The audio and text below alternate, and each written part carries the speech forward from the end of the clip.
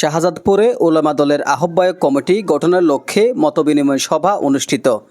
সিরাজগঞ্জ শাহজাদপুর প্রতিনিধি মোহাম্মদ শরীফুল ইসলামের ভিডিও চিত্রে বিস্তারিত। বাংলাদেশ জাতীয়তাবাদী উলামা দল শাহজাদপুর উপজেলা শাখার আহ্বায়ক কমিটি গঠনের লক্ষ্যে শনিবার সিরাজগঞ্জের শাহজাদপুর পৌর শহরের খঞ্জনদিয়ায় এক মতবিনিময় সভা অনুষ্ঠিত হয়েছে। সভায় সভাপতিত্ব করেন সিরাজগঞ্জ জেলা উলামা দলের যুগ্ম আহ্বায়ক ও শাহজাদপুর উপজেলা উলামা দলের সাবেক সভাপতি অধ্যাপক মাওলানা মোহাম্মদ আব্দুস সালাম। সভায় উপস্থাপনায় ছিলেন হাফেজ মাওলানা মোহাম্মদ স্বপন সরকার ওয়ারে, যিনি সিরাজগঞ্জ জেলা উলামা দলের যুগ্ম আহ্বায়ক হিসেবে দায়িত্ব পালন করছেন।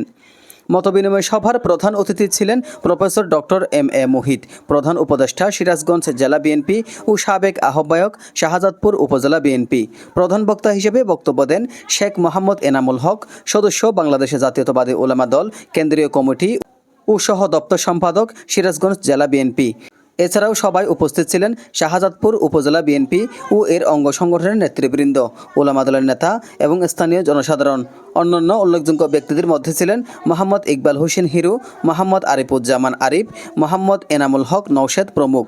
মতবিনিময় সভা শেষে দেশনেত্রী বেগম খালেদা জিয়া, শহীদ রাষ্ট্রপতি জিয়াউর রহমান, দেশনায়ক তারেক রহমান এবং দেশ ও জাতির কল্যাণ কামনা করে দোয়া পরিচালনা করা হয়। এজ নিজামুদ্দিন, ডেস্ক রিপোর্ট।